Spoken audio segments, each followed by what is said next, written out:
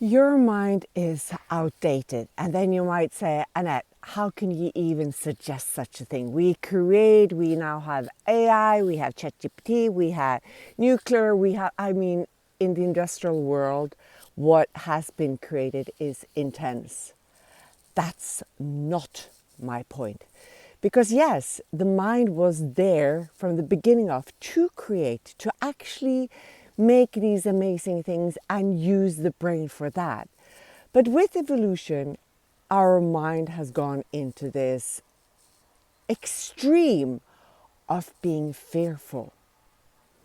And what do I mean by that? It's very simple, because if you wake up every single day and you think about where your mind takes you, about the worry of tomorrow, you might not sleep during the night because you're worrying about all the tasks you're going to do. When you wake up, you look it in the mirror and you think, oh, who is this person? I want to look different. I want to look taller, smaller, say the smartest things, have a brighter mind. Whatever it is that you tell yourself, that is based on fear. And the things that you keep on repeating to your mind, that becomes a reality. So think about that. Just be aware. All I'm asking is for you to be aware and be conscious of what your mind thinks. Because you are not your mind. I promise you. It was born there or was given to create. Your mind today is based on somebody else's information. It's based on your teacher. If that's your parents, that's your teachers, that's your friends, that's the government, it doesn't really matter. So you have to kind of double check. Is this actually your idea, or is it based on the information that was given to you when you were a child? Because our mind is really, really soft. It's like plasma.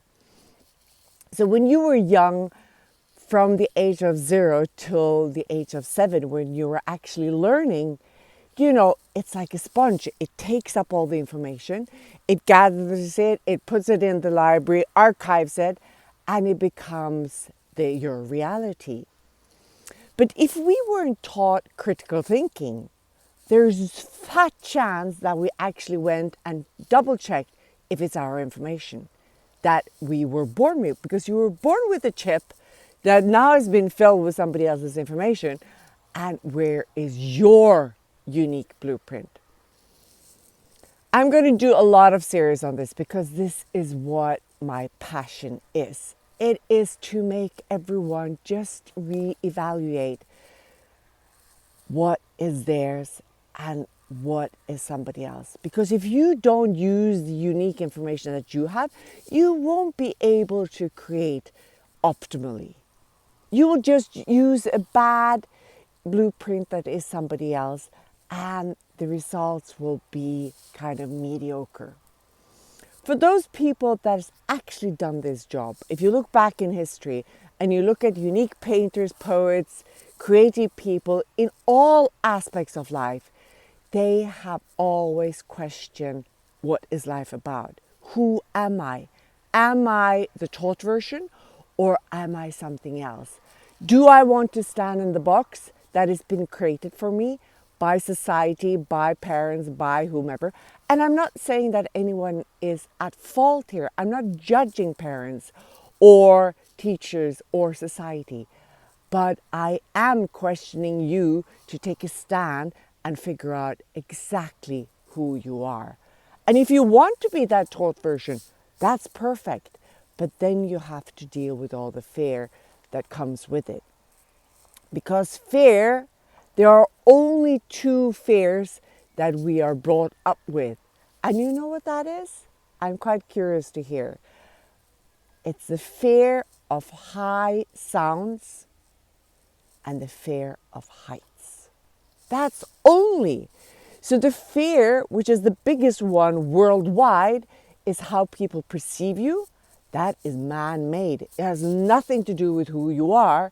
So if you don't dare to step out of that box, dare to be you with all those flaws and failing and uniqueness and whatever you have within you, then you're not showing the world your amazing talent, which we all need to see. We need to see you to be able to dare to show ourselves as well. Because if you don't let yourself shine, you don't dare let anyone else shine as well. That was from a speech written to Nelson Mandela. And that is the essence of who you are. So if you don't try to figure out who you want to be, what you want to bring along, and figure out back to what you were born with, you would just be a bleak copy of somebody else. And your mind becomes smaller and smaller and more fearful. And in the end, this is literally going to distinguish us as humanity. Because there isn't anything there to grow bigger, because we're getting more and more fearful, because that's what you're telling your mind. And in the end, you will have anxiety, depression, and be afraid to walk outside the door because something might happen. And remember this, the more you tell your brain one thing, the tiniest thing, the more it thinks it's reality.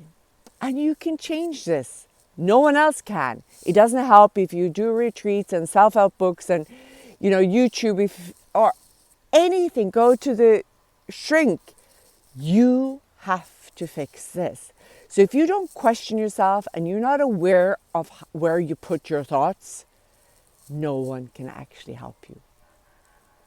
So just try it out for a day. And if you want to continue to follow me, subscribe. If you just want to have a chat, I'll leave a link in the comment and you can figure out how to get out of your mind and create a new one that serves you.